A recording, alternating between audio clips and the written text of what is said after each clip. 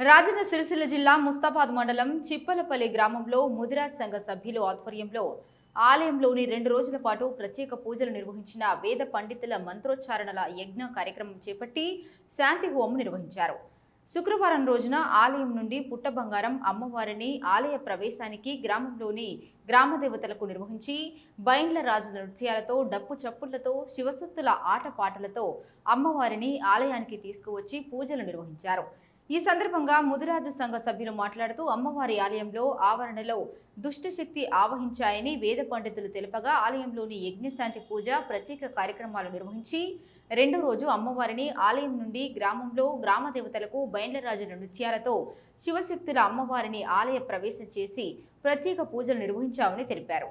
ఈ కార్యక్రమంలో ముదిరాజు నాయకులు గాడిచెర్ల రామచంద్రం, గాడిచెర్ల దేవయ్య, గాడిచెర్ల వెంకటనర్సు, జిల్లా రవి, ముదిరాజ్ సంఘ సభ్యులు, కుల బాంధవులు, మహిళలు తదితరులు పాల్గొన్నారు.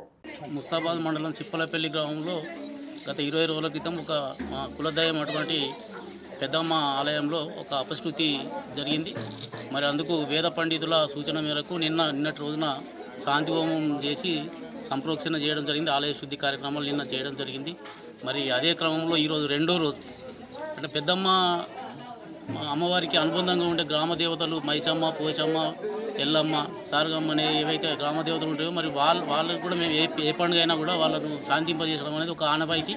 మరి ఇలా గ్రామ దేవతలు కూడా ఈ శివసత్తుల రూపంలో వాళ్ళు కొన్ని ఉపదేశాలు ఇవ్వడం, వాటిని పాటించడం అనేది తెలంగాణలో జరిగే ఆనవాయితీ. అది శివసత్తుల ఉపదేశం పాటించడం అనేది తెలంగాణ ఆనవాయితీ ప్రకారము ఈరోజు ఏదే పూర్వకాలము పెద్దమ్మ తల్లి ఏది ఆనవాళ్ళు ఎక్కడైతే ఉన్నాయో అక్కడి నుంచి మొదలుకొని అన్ని గ్రామ దేవతలకు శాంతింపజేసుకుంటూ ఒక కార్యక్రమం చేయడం జరిగింది.